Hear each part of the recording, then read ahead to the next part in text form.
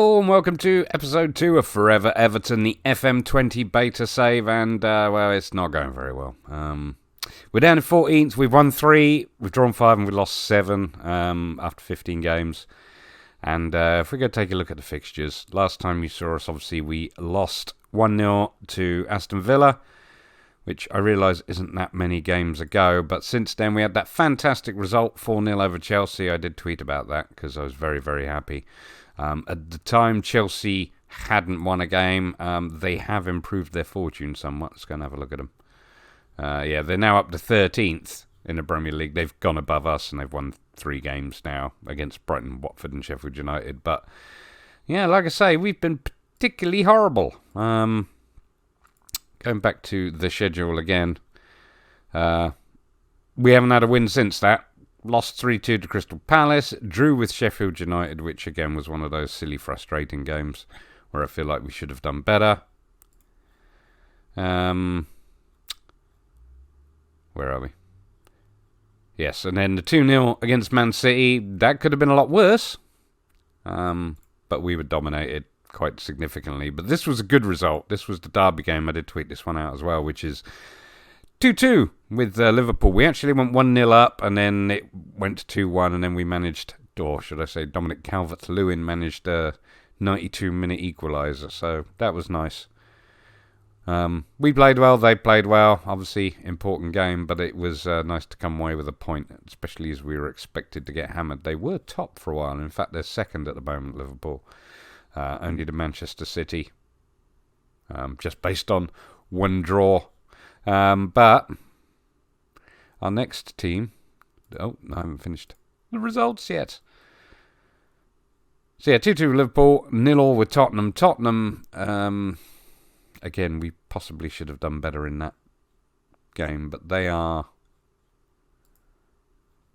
10th in the league, so they're above us as well. But they're not having a fantastic time. They were down as low as we are at the moment, but the thing that really concerns me is whether or not I'm going to get sacked. But yeah, so that was a Tottenham game, and then we've had 2 losses in a row against teams we maybe should have beaten. I'm not going to say we should have beaten Wolves, because Wolves are having a stormer. They're 5th. They're doing really quite well. And it's funny how they were doing well and Chelsea weren't. It was almost like something had been reversed. I don't know. I say that, I don't know how good Wolves are doing in real life, because being an Oldham fan, there's no point looking at the Premier League. Yeah, so after that, and then we literally just got hammered by Bournemouth 2-0. It was just... I tried something else out. I was trying different formation and tactics. We did a little bit better on our shots to on target ratio, but nevertheless we got hammered by Bournemouth. But Bournemouth, I think, are doing quite well. Yeah, they're 6th in the league, so they're not doing bad at all. So, yeah, in terms of our results, it's been pretty horrible. Like I say, I'm still getting a C+ rating as manager, which I find incredible. But our next game is against Newcastle, and we are expected to win this. But Stevie Bruce has been a little bit rude to me, quite frankly. There we go. That's the briefing. There we go. Everton doesn't look like a team. They look more like a bunch of individuals than a team, though, don't they? This is a fantastic time to play them, and I'm pretty confident we can get a good result on Saturday. They look devoid of confidence, and avoiding relegation is not turning things around anytime soon, as far as I'm concerned. Well, screw you. Screw you, Steve Bruce. Newcastle are about to get hammered. That being said, if we go back to have a look at the tactics, I'm running with this at the moment. It's what got us the 2-2 at Liverpool. It's what has got us to the 0-0. It's just to try and stop us... where are we? Trying to stop us from having to concede so many goals, realistically. I'm still working on the up front bit.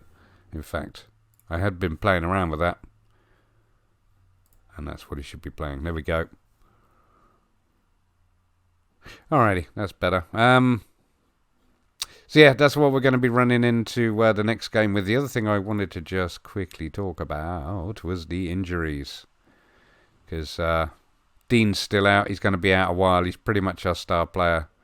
But he's got another 6 weeks away. Seamus Coleman hasn't been out for long, but he's going to be back, well, another 10 days. Gomez just got injured, but he's going to be It was only a knock. He's only out for a couple of days, which is good because I don't want to be missing out on him. Because, funnily enough, as a central midfielder who is playing box to box, I think. Let's have a look. I did move it around a bit. Whoops. Yeah, he's been playing as a defensive midfielder, even though he's technically not. But he's still our top player in terms of average rating and score, I think. And obviously you know about the backup goalkeeper. That's fine. But yeah, if we go back to... Whoops. Let's go home. There we go. Yeah, Andrew Gomez is our top goal scorer and a highest average rating and the best pass completion. So what does that tell you about pretty much everybody up front? That they're not doing very well. So yeah, there was something I wanted to come back and quickly show you before we get into the match. As you know, I'd already got Panzo coming in the 1st of July, end of the season or start of the next season. Just a youngster. He was very, very good in FM19 for my Oldham save, and as you know, we got some defensive issues. So the fact that he was pretty reliable and stuff like that, I'd like to bring him over and see if we can develop him. Because, like I say, he was brilliant. Edmund Tapsoba. He's coming in January. Central defender, again, another youngster, albeit with international experience, which is fantastic. Nice, big and tall, strong ball-playing defender, as you know. We need a bit of depth back there. In terms of his ability, he's got some ways to go, which is fair enough. But we managed to pick him up for, there you go, 10.75 million, which isn't bad, considering that it was suggested he would cost us, where are we? Anything up to 15.75. So I'm quite happy with that. We got him on cheap, but he's got some really good promise there. Like I say, young player, and we do need some strength. In fact, there you go. Look, even coming in, or even when he comes in, he's going to be better than Yerry Mina. So, hopefully, this is going to help shore up the back four, and after January, we will be a little bit better. Interestingly enough, we got I think I tweeted about it, we got a, ooh, I like this. I like the progress. Their first team candidates. You know, I haven't looked in here since we started, but I actually like this. These progress bars are quite good. And I like this little report. So Joel Davidson, young fullback, his progress has been poor, but he's had an injury. This is a really good report. I like this a lot. What are loans looking like? I have seen the messages. Sandro's not staying. I don't think he's going to bother coming back for us. Anyway. There was a reason why I came in here, and I can't remember what it was now. Yeah, there was a youth candidates pre-report, which I quite liked. But it seems like defensively we've got people coming through. So I am realistically going to have a look at who is who. Tom Cannon, young striker. He's made improvements. And he's actually doing quite nicely by the looks of things. Let's have a look. Yeah, 7 goals in 17 starts and 6 sub-appearances. Well, doesn't have a lot. Doesn't have particularly big numbers. But he is only 16, so you never know. This might very well improve. I haven't gone in and started setting individual training for these guys. I've kind of left that to the assistant manager for now.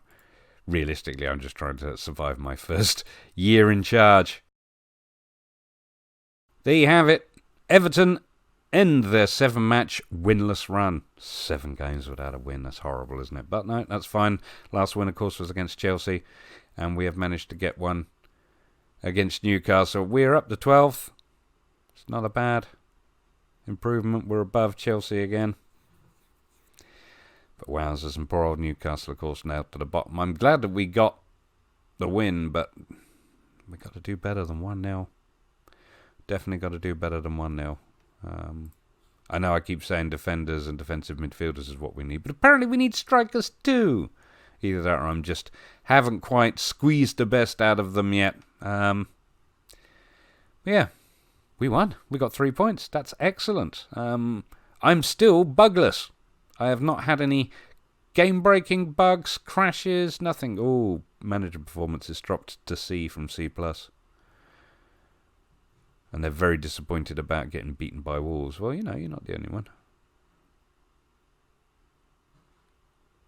And they're pleased, obviously, with the derby 2-2. I like this, the manager performance thing. It does remind me how much trouble I'm in. Alrighty, well, if you enjoyed that, please do give me a thumbs up and subscribe for more Football Manager videos. Thank you very much for watching. We'll forever